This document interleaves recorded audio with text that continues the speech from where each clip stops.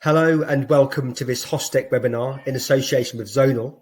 I'm Stephen Homke, editor of Big Hospitality, and today we'll be discussing restaurant tech and how to stay connected with diners in a contactless era. I'm joined today by Darren Jackson, Enterprise Sales Manager at Zonal, and Tim Chapman, Zonal Sales Director, as well as David Fox, founder of Pan-Asian restaurant group Tampopo. Before we begin, let me draw your attention to the Q&A box at the bottom of the screen where you can post questions for the panel. And there are also handouts based on what's discussed today. So do please put some questions to the panel and we shall ask them later on at the end of this discussion. Right, David, let's start with you. In terms of restaurant tech, what do you currently have in place at Tampopo? I don't know whether it's worth kind of pre-pandemic and post-pandemic. I think, a broad observation is in terms of restaurant tech, a lot of the tech was kind of back of house facing, whether that was kind of recipe costings, GP analysis, cash, the finance side, with a bit of kind of reservations systems. But what kind of during the pandemic, there's been a real acceleration on customer focused things, including things like order and pay, click and collect, discount or voucher codes, pay at table.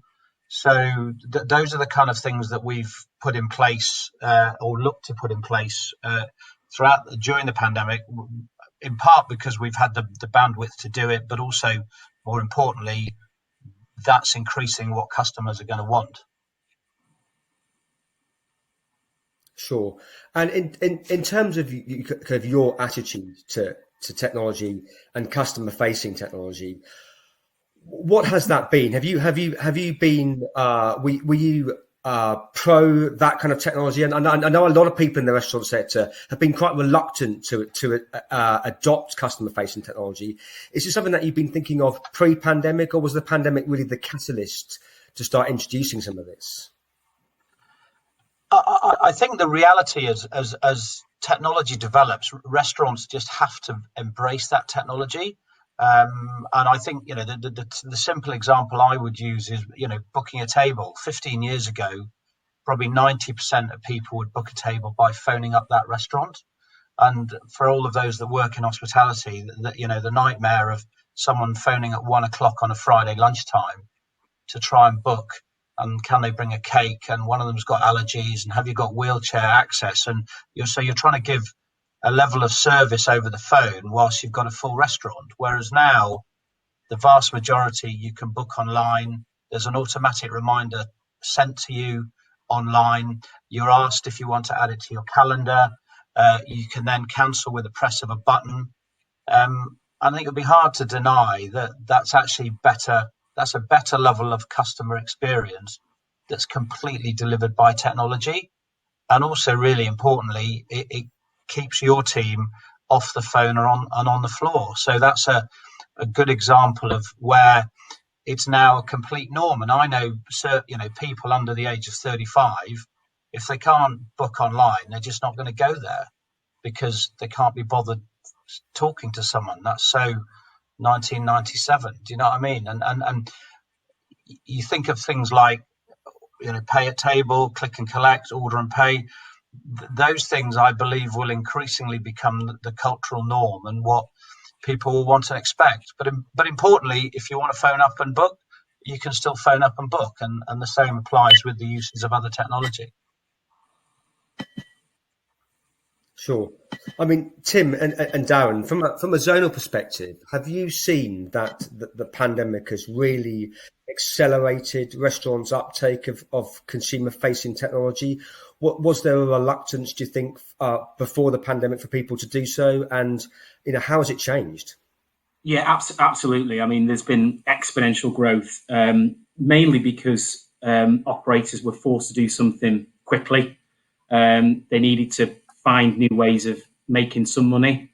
So what we found initially, things like guest order and pay sort of came into the spotlight when Eat Out to help out. They needed something in the venues where people could order food and drink at the table, contactless transaction. but also things like click and collect, e-gift, delivery. They've all just propelled into the spotlight because restaurant operators have been desperate to capture as much revenue as possible. I think what we found is operators have had a lot more time to review technology, so they avoided it pre-lockdown because they couldn't be bothered just kind of looking at it. It's it seems like hard work. It's complex system, death by system. So what lockdown has done is it's freed up time for them to sort of review everything, and they've had to review it because you adopt new technology, customer facing technology like order and pay and click and collect and delivery. That's multiple revenue streams, orders coming from different directions.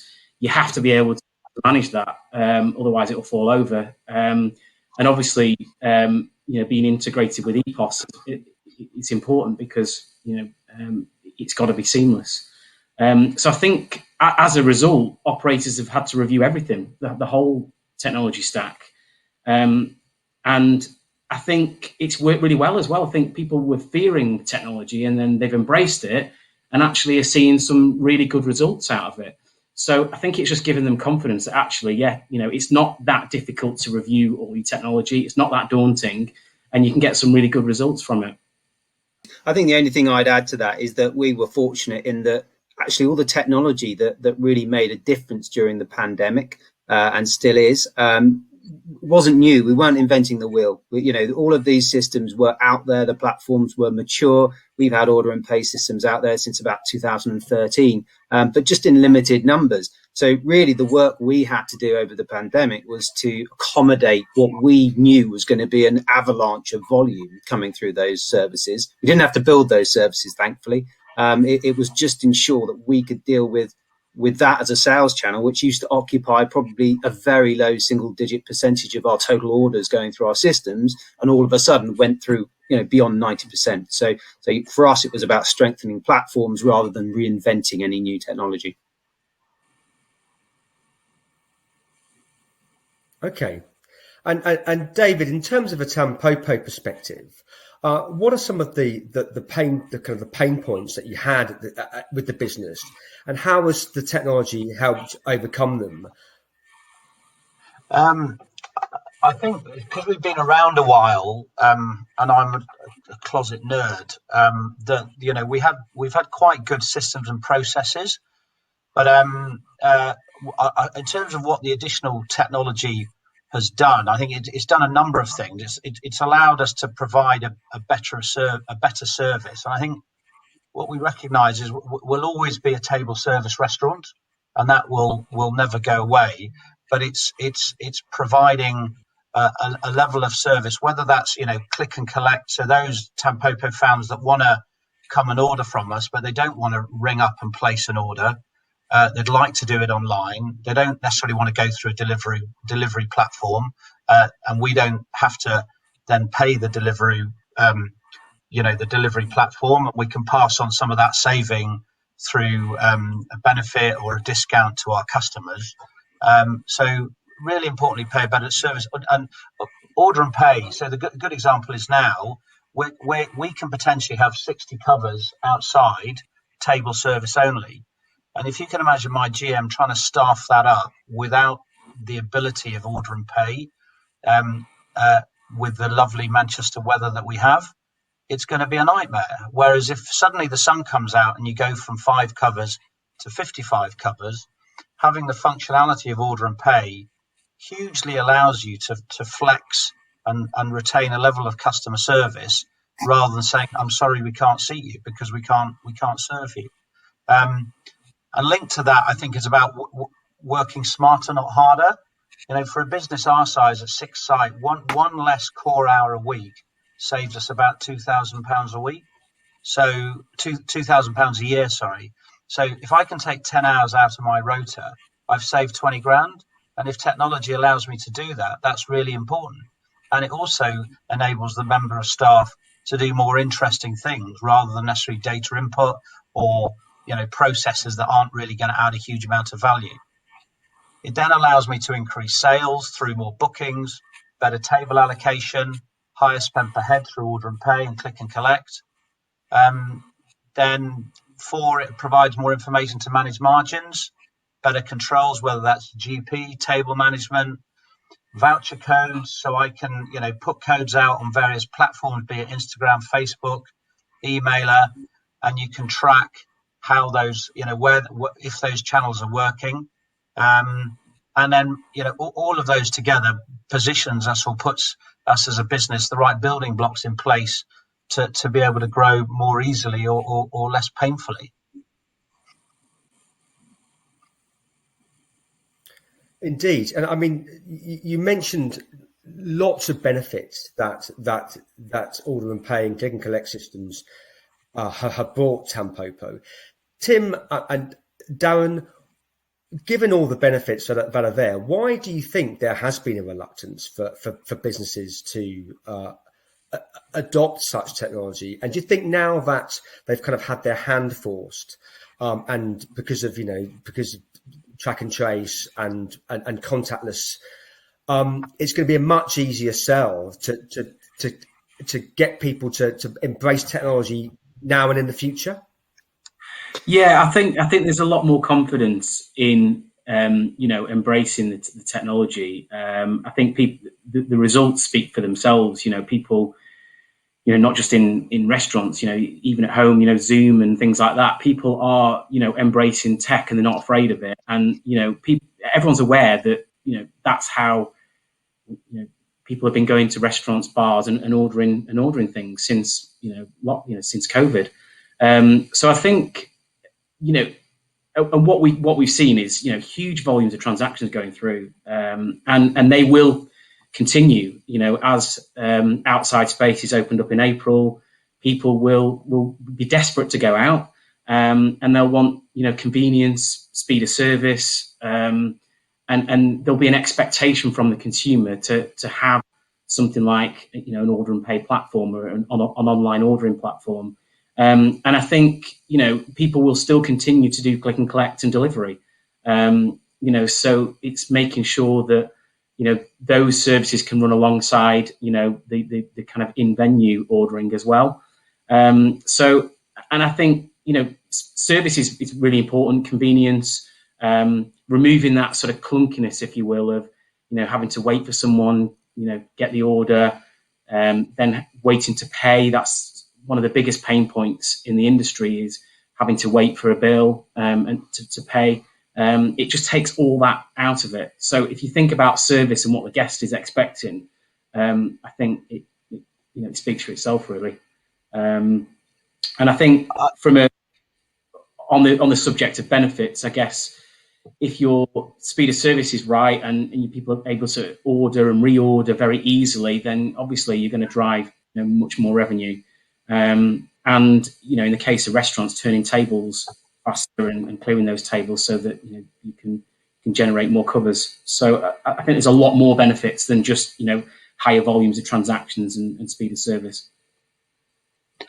I think linked to that stuff, and if I could add, I think as an operator, I suppose you have 101 things to do every day when you go into work, and the focus is the classic, focus is it's all about the next shift. So planning in the time to layer in new processes or technology is hard work. The vast majority of businesses out there are independent, owner-managed businesses from one site up to 10 to 15 sites, and to prioritize this is a challenge. And I think that the pandemic hopefully has enabled those that have had the headspace and the hopefully without too much financial pain to think about how can I do this, and also the whole notion of we need to work smarter. So the notion of it can't cost me at 15 grand a week or 50 grand a week.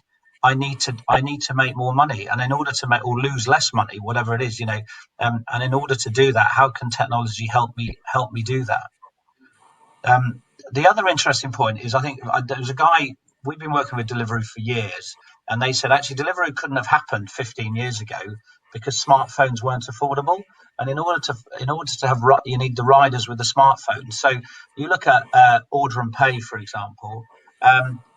10 years ago, people wouldn't necessarily want to use up their data to go onto a platform to order, if that makes sense. Whereas the vast majority of people, data is now much cheaper, and also the access to data and the access to being able to, I can't get any access in the centre of Manchester or whatever. It's all a lot smoother and makes the experience a lot better. So there's a kind of tipping point where I think the combination of the technology that's available to the customers and the technology that's available to the restaurants kind of meets, and it becomes very seamless very quickly, if that makes sense. And then it becomes the norm. Sure. And I think this is a question for you, David, but I think also for you, Tim and Darren. Do you think now that the timing is especially crucial for restaurant businesses in terms of adoption of such technology? Obviously, during the pandemic, and we're still in the pandemic, but at the height of the pandemic, it was essential for people, having contactless, keeping away from people with the risk of spreading the disease. But we've got Brexit, people will be struggling with high food costs, wage costs, staff shortages. It's now kind of more important than ever that you have technology to help you focus on, help you take away some of the pain points and use technology where you can to increase efficiencies and to move staff into areas where you better need them. Yeah, absolutely. And I think, as everyone knows, in hospitality, the pandemic happened at a time when it was a pretty torrid time for the restaurant industry. We had, above inflation and continued above inflation wage increases, pension contributions, rates revaluations, food price inflation. So most businesses were seeing their margins being eroded, and the economic model was frankly, for most people, broken. We're moving into a phase now of that may change, and that may change whether it's rents, whether it's rates, whether it's supply. But you have to be it's the combination, the old cliche of factory and theatre, the kind of factory element. You have to be brutal about your efficiencies, and if you're not, and you're not making the margins, you will die, and you'll either die a quick death or a very slow one, because you won't have the money to invest.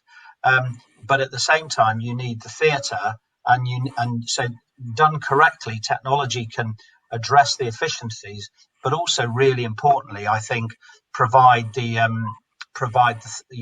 more scope for the theatre of the experience. The other example I would give is, people don't come back and say, and there's the evidence to prove it. I loved the interaction of paying the bill. That was the highlight of my night. It never is. Can you please put your pin in there? What kind of level of customer service am I adding by saying that to the customer? Versus, so people being able to pay at table, they can do that, but you could, those 5 minutes can be spent by that member of staff having a much more meaningful conversation with them about, where you're heading, what you've been up to, where you're going. So it really can, done correctly, it can address both of those and be a kind of win-win. Yeah, and I think from Zonal's perspective, clearly we would say yes, absolutely. Now is the time that you should buy a whole heap of technology. But I don't think we are saying that. There are evidently, efficiencies that we think we contribute. We know that coming out, God help us, let's hope so, coming out of the pandemic, there will be a harmonisation of the use of technology and the reintroduction of a much more personalised service again. And I think that's just all about your venue, your demographic of customer. And it will be interesting to see that harmonisation. I think one thing we know is that very, very few people will cut off these new sales channels, because, as David said, that some of them are incremental, some of them are brand new. You're getting new customers because there's new technologies to make sure that you can access these channels. But there's all sorts of other arguments around using up spare kitchen capacity. Making sure that you're efficient as possible in terms of where you're placing your staff. Does technology mean that you put more staff in the kitchen and less out the front, I don't know, and that will very much depend on the operators, on David, on how he wants to approach this. But I think it at least gives you options to look at those cost lines, as well as trying to make that customer experience as exciting as possible and much as far more interactive. Everything we see is that customers have enjoyed actually using these apps and using other technologies. They've enjoyed the speed. They are part of the Amazon era. If they want something, they probably want it on Prime tomorrow. And they like that level of efficiency. As I say, that's going to differ from venue to venue, but I certainly believe that the vast majority will leave the technology in there as just an additional order screen, order channel.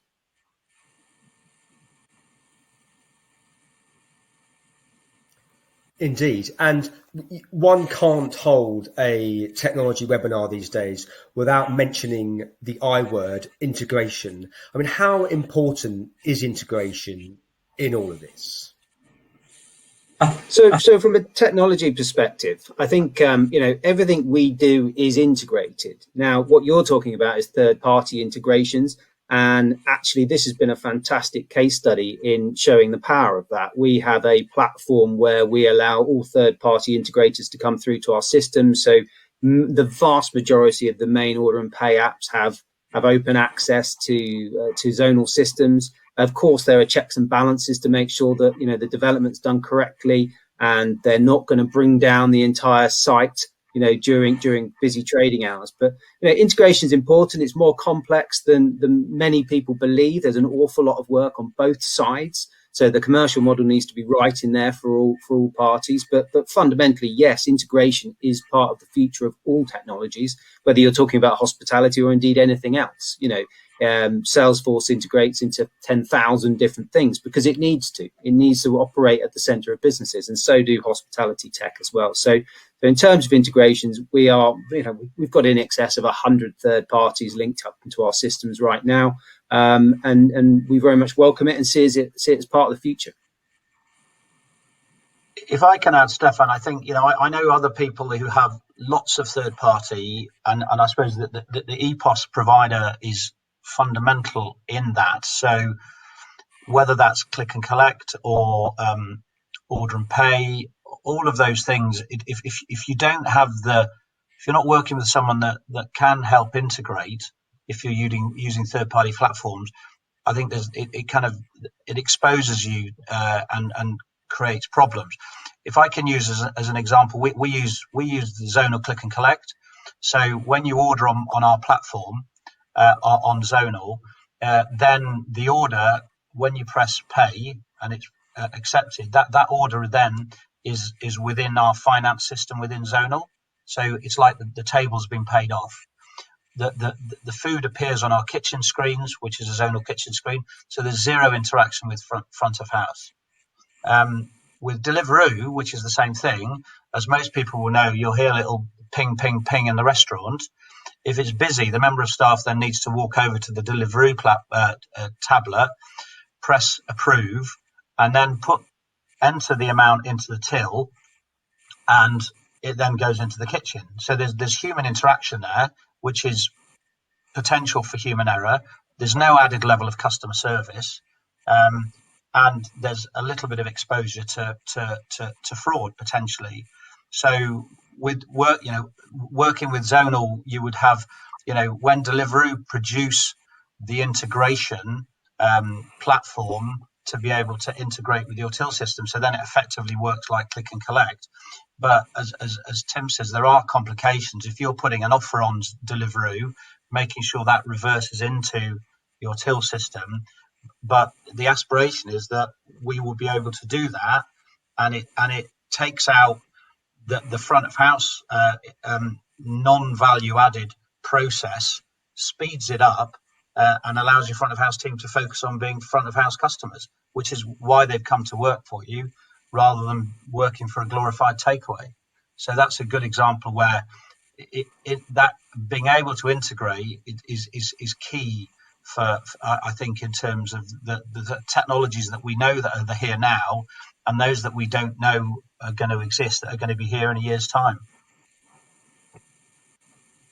I think now more than ever, integration is critical, really, because if you're adding more revenue streams, like we talked about, click and collect, order and pay, delivery, e-gift, booking a table. You're adding so many more layers, and I think all of that needs to be managed properly. Otherwise, it will fall over. And going back to David's point about customer service, and let the technology do the work, let the technology do the things it needs to do, so the staff are freed up to deliver customer services, which is what they do best. So I think now more than ever, integration has become the focal point, and I think adding on to that, really, we talked about accountability, but the data that you get from integration as well, the customer interactions, what do they spend, what are their likes, what are their preferences. So getting hold of that data is valuable, so that you can market to them something tailored to kind of drive the bounce back, really. So yeah. I mean, I think you're right, Darren. I think the data is something that often people, I think, tend not to think about when first of all, when they're adopting the customer-facing tech. It seems to be a kind of a nice to have, but actually once you have it, and once you start drilling down and using it, and knowing what to use and what to collect, it can be absolutely essential for businesses, especially now looking to reopen after long periods of closure, looking to reconnect with their customers and really understand what they want, what they like, what they don't like, how to target specific demographics. Yeah, having this data must be incredibly useful, and it's almost come to businesses effortlessly through systems that they're now using. Yeah. And I think it's also driving, cross-channel selling as well. So if you're a customer that usually does click and collect with a particular restaurant, it's how do you get that customer to come and dine, or understanding it's their birthday, so here's an offer if you book a table, for your birthday, that kind of thing. So it's just making sure that operators are able to kind of cross-sell those channels, because they're all valuable sales channels, and there's no reason why a guest wouldn't order, click and collect, delivery, book a table, go in for a few drinks, buy an e-gift. They could interact on multiple platforms. So it's getting access to all that data as well.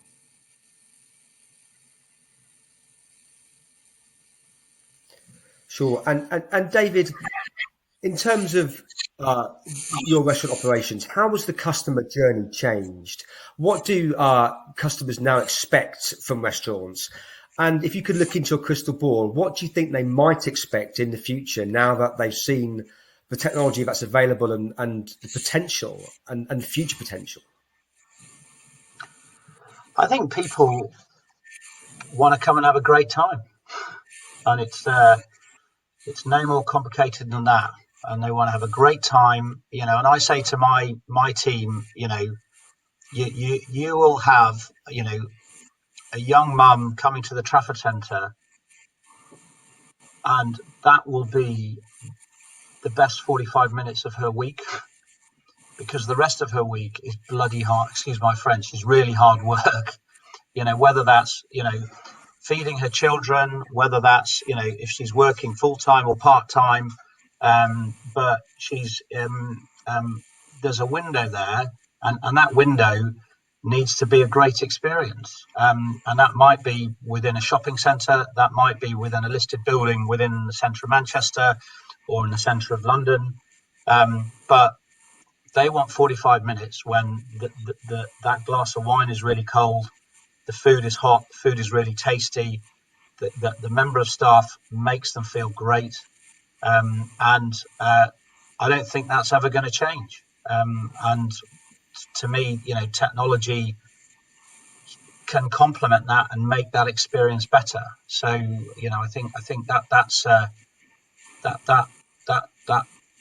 the kind of macro view on how it's going to change. But like I say, there are certain ways that we don't realise, and I use the example of making a booking where things will become the norm, and the beauty of technology, and I'm sure the challenge for people like Zonal is what's around the corner, and how are people going to interact with that, and how a restaurant's going to embrace that, and we have to embrace it, but because what people will want in 3 years' time will still be the same core thing, but there are certain things that will enable that to be an even better experience.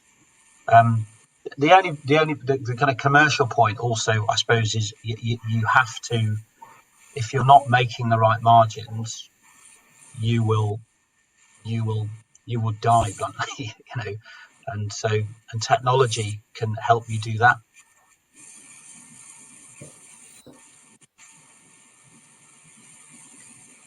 And from a zonal perspective, the $1 million question: what is around the corner? I mean, is it more personalisation for customers? Is it? I don't know. I mean, you tell me. What do you foresee that you'll be working with restaurant customers with in 2 years hence? Well, we have some pretty broad roadmaps. Some that are just 12 months long, some that goes out to 5 years, and we have some fairly wacky stuff on those, and they get sense checked as time goes on. But I think who knows is one answer, because we're working on a ton of stuff, and I think some of it will work and some of it won't. But I think what is definitely right is your view of personalization of the experience. We're collecting all of this data. I think in general, people are less suspicious of their data being used in that way. That's a bit of a turning point, I think, that's coming. I personally have always been relatively relaxed with my email address, because Gmail sorts it for me in the first place.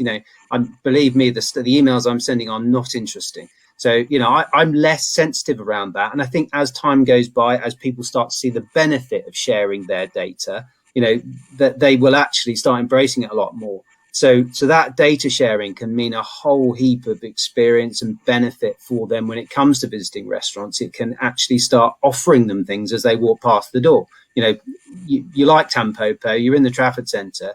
Do you want me to send David's team a message to see if they've got a table right now? So far more interactive. Oh, by the way, the special that you had the last time you walked into Old Trafford Tampopo, that's back. Do you want me to call David's team to ask? So far more interactivity. And again, I think that's not just hospitality technology. It's in general where we have to accept that the data being shared is part and parcel of the future. Clearly, there's responsibilities on tech providers and data hubs to make sure that's stored in the most secure manner. But boy, is it a big part of the future. I mean, my mother-in-law, for example, will not have an Alexa in her house because she believes that, the data is being stored and, everyone's spying on her. Again, believe me, the discussions in my house are not of interest to GCHQ. And I think actually, the benefit that it brings will become apparent over the next few years, and people will be far less sensitive about it. Particularly where their data is being looked after properly by responsible technology providers.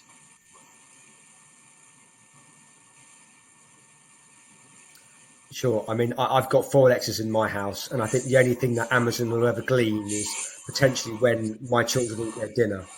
It's not particularly Exactly. I think you're right.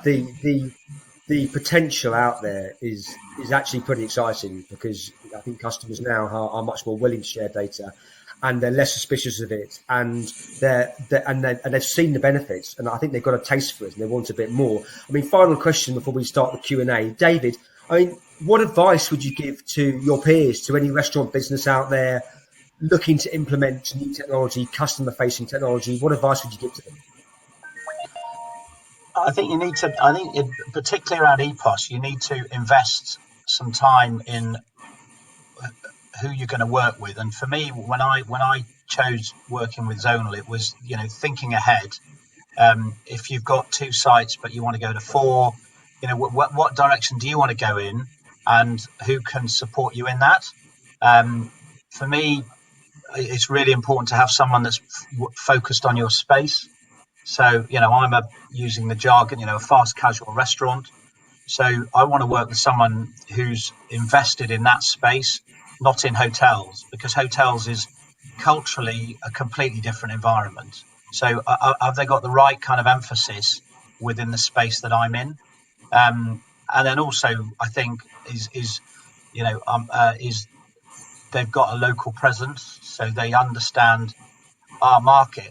For example, how the driver for technology is what restaurants can provide, but in order for that, customers need it. And on one level, that's a global thing, but actually what customers want in Singapore or New York is actually not completely what customers want in London or in the UK. So what they're wanting in terms of the technology is really important. What we then can prioritize, what we can provide, if that makes sense. So having someone UK based, for me personally, as a UK based business, is really important. I think from my point of view, I would say don't be afraid to review, the whole technology stack. Don't look at something in isolation. Look at the whole thing, the whole picture. And I think underlying it has to be about what do the guests want? What are they looking for? Service, ease of ordering, ease of paying, giving them choice and flexibility. And I know we talked about the integration word as well, but that's really important.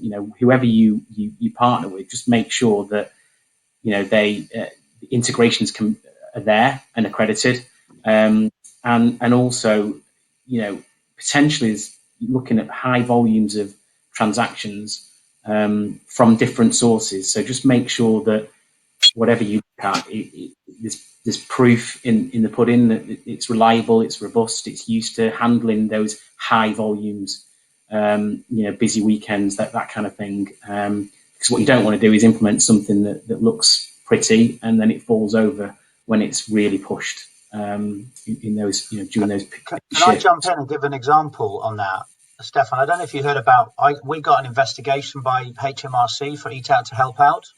Did you hear that story? Where, we claimed £160,000 on Eat Out to Help Out. So we had to work with our EPOS provider, which was Zonal, to come out with the discount parameters to work. And there was a bit of we tested it. That then had to link through to our reporting to correct allocation of VAT. So quite stressful when HMRC came and asked for this information. They didn't say, we think you made a mistake there. They said, we just want all the information. I had to send all my supplier invoices, I had to supply all my till receipts. So how many operators out there know that they've got a backup of till receipts from 9 months ago? I'm sure a lot of you are probably squirming in your seats, not absolutely sure. So even on that level, and I worked out, and I was 85p out on the 160,000, and I have no doubt that was my error, not the EPOS provider's error. So now you can't plan for that scenario, really, can you?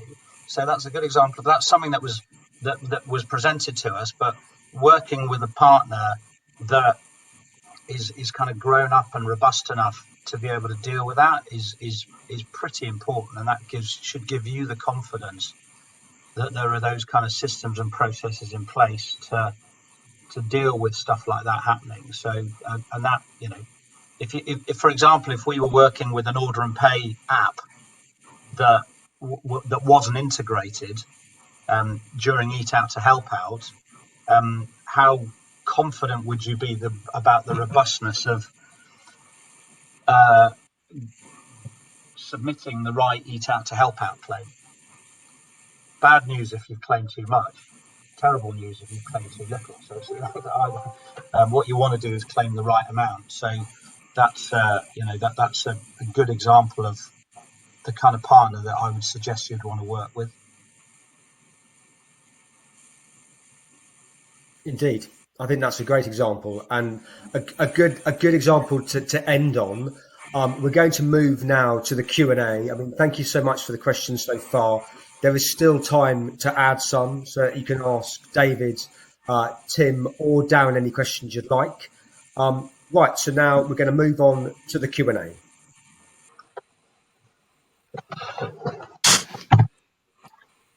Excellent. Well, thank you very much for your questions. We're going to jump straight in as we haven't got an awful lot of time. I mean, I think this is a question that actually is applicable for all of us. And it's, how do you see the future of order and pay, click and collect, once restrictions are lifted, I mean, will we see a return to more traditional table service operations? I mean, David, in terms of Tampopo, what do you think we'll see once restrictions are fully lifted? I think increasingly you'll get an age group that will expect order and pay all the way through, and you'll get an age group which will be completely appalled by it. And the skill of hospitality is catering for all those needs. And for me, technology never replaces the human element of hospitality. It complements it. So I think it's just going to accelerate what was happening already. And like I say, the youngsters are going to expect it. And Tim and Darren, what are your thoughts on this? I mean, people talk about a return to traditional table service. I mean, has the pandemic actually changed what table service will be like in the future? I think, yeah, generally it's changed the view of the customer because they've just got used to using this tech and it's quick and easy for them. But I'll echo what David said, really. It's about giving the customers choice. You know, some customers will want to go back to the traditional methods and order the way that they've always been used to. But you're still going to get a lot of people that want to order from, an app or a web ordering platform. So I think if you provide choice, let the customer decide what they want to do. Okay, excellent. And another question again for David, but also I think there'll be good input from Zonal here. David, what increased spend per head have you seen through people ordering at the table using the app? It's fair to say that the main reason I went with order and pay was to going back to the previous question, giving people choice, but also within COVID. But also, we were faced, as I'm sure a number of people, if you did have the opportunity to have quite a big outside area, which was weather dependent. So it was really operationally, it was going to make our life easier. What I'm absolutely clear about is my spend per head hasn't dropped. I'll hold my hand up. I don't really know what it's gone up by, and the zonal team might have a view on that. But like I say, the main driver for me was operational efficiency and being able to take more sales when I didn't necessarily have the staff to deliver the service without order and pay, if that makes sense. Yeah, and I think from a zonal perspective, it is individual based on the customer, but we certainly see more than anecdotal evidence to see low double-digit increase in transaction values, and probably the psychology behind that is probably something that is beyond my remit, but certainly it's a less frictionless journey as you're ordering through order and pay. I guess it's like the ease in which we buy things online from our phone or from Amazon. There just isn't the friction. We're not personally being asked if we want an additional side or we don't want to make something large. Seemingly by a app asking you those same questions, the result is more commonly positive than if a person asks you. So we see that phenomenon. I think it's got time to really, we've got to have time to really see what the evidence behind it is, but it's definitely there. We see low double-digit increase in transaction values, and I think we can make that journey entirely consistent because it is digital. So the chances of you picking up those additional sides or those additional marginful items is much more easy to do. Okay, excellent. We've got a couple of questions actually, revolving around tips and gratuities and recruitment. I mean, one question was: is there a chance that order and pay could reduce service charge and impact on recruitment and being able to recruit, high quality staff? I mean, I'll pitch that to anyone. What are your thoughts on that question? I think, yeah, that's a very good question. I think we've got to see how we go. We don't have automatic tipping. We've got service charge on our London restaurants, so to be monitored. But actually, anecdotally, within my teams, you're seeing click and collect as an example. We're seeing tipping on click and collect. So it's an opportunity and a threat at the same time, if that makes sense. So I think managed in the correct way, you could at the very least maintain and maybe even increase service charge, because people might say, well, actually, this is all done and dusted, and I'm off to the theatre, and this is actually taking the stress out of it, if that makes sense. and I know I'm going to get a level of service that I'm going to be happy with. So I would suggest, it's something that we do need to be engaged about with our teams, but I see it as much of an opportunity as well as a threat. Does that make sense? Yeah, I mean, all the technologies, have tip availability in there. I do understand. I've seen a couple of the questions, and I do understand how if you're, I mean, by the nature of order and pay, generally you're taking payment at the front end, so you haven't had that experience where that would automatically lead potentially to a tip at the end of a meal payment stage. So it is. I agree with David. It is absolutely something that needs to be kept an eye on, particularly for those venues, for those staff that are used to and rely on that level of tipping and service charge. So the technology allows for it. Again, back to the ordering journey, it can indeed ask you if you would like to leave a tip, which obviously isn't part and parcel of a restaurant journey. So perhaps that's an area where it can be balanced out. But I agree, it's something we need to look at for customers that do rely on those tips more than others. Could I just add, Yes. Stefan? So yeah, because also going back to the kind of operational efficiency point is that with order and pay, you can have either less staff per table or the same staff giving a better level of service. So either way, there's scope for more tips being shared between a smaller team, if that makes sense. So that's an example of where it could be an opportunity. So I just thought I'd add that. Yeah, I think you're right. I was just going to add that people have been used to this kind of tipping mechanic for a while now. Obviously, when you get an Uber taxi, you get the chance to tip, after the journey. So I think it's becoming more. People are becoming more used to digitally tipping as opposed to the more traditional way. Right, let's move on. This is, I suppose, a question about integration a little bit. It's how have you got employees to embrace third-party companies such as Deliveroo as a benefit to the business rather than a hindrance? I know, Tim, you've got a thought on the whole mechanics behind that. What's your thoughts on this? Yeah, well, I guess a couple of thoughts. I mean, I guess one of the challenges that staff might see is, I have visions of the Star Trek Enterprise where everyone's got a tablet for each different provider of their takeaway or click and collect. They've got a separate tablet that then has to be punched through a till for it to hit the kitchen. With an integrated system, none of that activity takes place. And from a staff perspective, it shouldn't matter if the order's coming in from 3 feet away from them on a table or 30 miles away from a takeaway order. So I think, again, integration would mean that staff on site wouldn't actually know or see any difference in those orders because they'd all just appear in the kitchen regardless. So I think, there's a big aspect of making sure that staff are looked after as part of technology deployments as well, to take away things like that, which are completely unnecessary and produce nothing in terms of experience for a customer.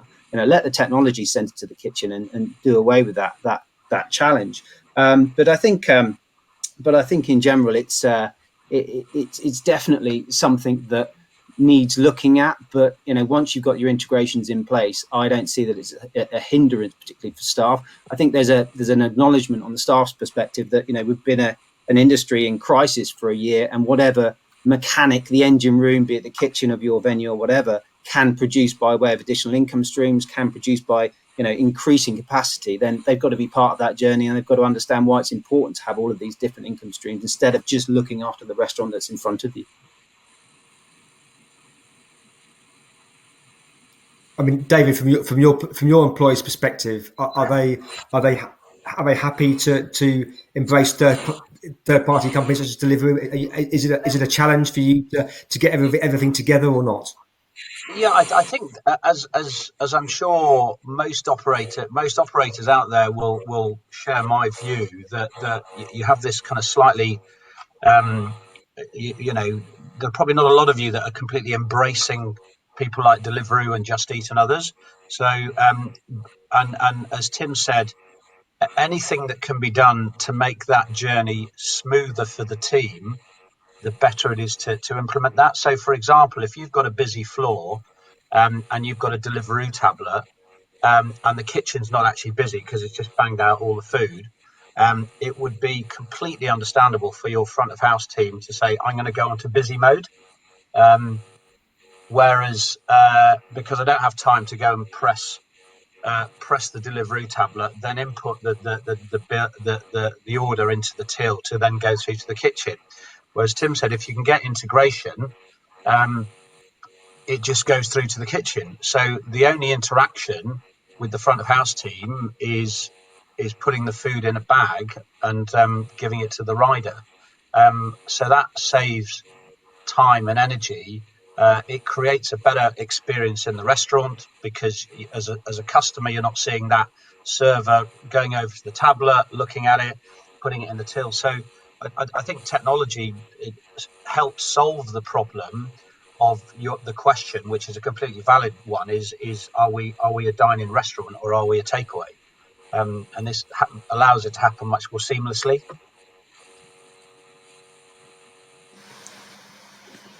Sure. Another question for you, David, but again, I think that you'll, Tim and Darren, you'll have input in this as well. I mean, do you believe that being bookable online is an absolute necessity to survive, and even more than pre-pandemic? What are your thoughts on that? I think it's huge, and so for example, some of our restaurants there's a platform called Tables with Zonal, where so you can have the booking online platform, but the booking online doesn't know how busy your restaurant is. So there's a functionality called Tables, so it can tell your online system how many tables are spare, are free. And there's an understandable monthly cost to that, but we did an exercise where we said, what percentage of bookings did we then get post the 5 p.m. cutoff? So we used to say, well, actually, we take bookings for evening service up to 5 p.m. Because then we're busy in service. And people could phone up and call, but for online was a cutoff. Now, the reality is with Tables, you could then measure the amount of bookings that came in after 5 p.m. And the reality is, it's not my bag because I'm not the target demographic. But if you're a 25-year-old leaving an office or jumping out your home, you're going to book whilst you're walking along the street on your mobile phone for something in half an hour's time. And if you can't get through on that, but you're meeting four mates, so well, I can't get in there, so I'm going to get in there. I'm going to book there because you want certainty. And as it's so easy to book now, it's so easy to get that certainty, if that makes sense. And the old telephone booking, certainly in urban metropolitan areas, I think is a must-have. Yeah, I think I would add to that as well. Even before the pandemic, online bookings was dominating the kind of the source of bookings. So people were expecting to book online real time way before the pandemic, and we've seen that grow year on year. And people expect to be able to book something immediately, in real time. And if they can't book online, then they'll go somewhere else. That's the difference. Is potentially you could lose, business because people want to be able to book online. They want to speak to people. And quite rightly, David mentioned that most people book when you're busy in session. So they can't get through to anyone in the venue. And if they can't book online as well, then there's no chance. So I think it's really important to have that, and especially as hospitality opens up, without doubt there's going to be a surge in demand. So it's making sure that venues are ready to capture those bookings immediately. Yeah, and I'd reiterate David's point. Having a cutoff that's 12 hours before the evening session just doesn't work anymore. People want to book, but they want to book for 10, 15 minutes time sometimes. So, realistically, if you actually have a system that actually knows what capacity your restaurant's in right now, why wouldn't you allow it to book even up to the last, 5, 10 minutes just to make sure you get the maximum yield out of your restaurant as possible? If I could just add, Stefan, we're a non-booking. We don't promote bookings, if you know what I mean. We're predicated on a kind of classic fast casual walk-in customers. So it's as a strategy, we haven't pushed bookings, but we've made it available through our website, and our bookings have probably quadrupled at least over the last 3 years, and that is purely demand led, if that makes sense. And we're £15 a head, fast casual restaurant, not in fine dining. So that's an example of where that demand has grown as it's been easier to do, and people have got kind of want that certainty. I mean, there's been another supplementary question which is talking about booking online, and do you think we're going to see people booking online on a myriad different platforms in the future, such as Facebook, Instagram, potentially Twitter, TikTok? I don't know. Is the technology there for people to book a restaurant in beyond just an app or their website? I think the link absolutely. can bring them to the website, to the booking widget, but Tim can speak more eloquently than me on that. I think when you say TikTok, I go blank. Anyway, carry on. Yeah, I mean, booking access has to be available from wherever our customers are, and if they are in TikTok, they are in Snapchat, they are in Facebook, that there has to be integrations and links from those platforms, and I think the vast majority, do and can now. So yeah, I mean, everyone and anything, I think, is the answer. Yes, there has to be links to be booking from customers wherever they may be, and that's not hard to achieve. It's just understanding the demographic and understanding where they're likely to be hanging out on their phones. Sure. Okay, we've got time for just one more question, I think, and it's a big one. It's a big macro question, so maybe one for Tim and Darren. And it's how far do you see technology going in the hospitality sector? Will it be capped somewhere, or do you see it being endless innovation? I mean, that's a big question. I mean, any thoughts on that? But it's like any technology, why would it be capped? I'm afraid, innovation is a natural and human thing, and I absolutely don't see any capping. What I think we always remember, most of us have been in hospitality for our entire careers, and we know that the experience is the most valuable part of it. So, I think the cap on technology comes when it's detrimental to the customer experience, the experience of the entire visit. But I think we've got a long way to go before we get to that stage. And maybe what we want and what our expectations are from a visit changes at the same time. So I don't see a cap. I don't see a need for a cap. Just like any other sector, technology will continue. But it must, and we're very conscious of this at Zonal. We can throw noughts and ones at a lot of things, but we have to do that in harmony with making sure that our customers are getting the best possible experience. Excellent. Well, we should have to I leave agree. it there. I think let the consumer drive it as well. I was going to say, let the consumer drive that change as well. So that's evolution, isn't it? What does the customer want? And as behaviour changes over time, technology has to adapt to that. So it's just natural. So I think there's obviously some interesting developments that the industry can expect in the future. I mean, we are about to run out of time, so I'm going to have to wrap it up there. So that ends today's Hostech webinar in association with Zonal. Thank you everyone for joining us today, and thank you for your questions. And thanks in particular to Tim, Darren and David. As I said at the start, don't forget to download the handouts, including the Zonal Restaurant e-guide and also their Go Technology report for order and pay. And you can also get in touch using the contact details that are on the screen at the moment. So once again, big thank you for joining us today, and goodbye.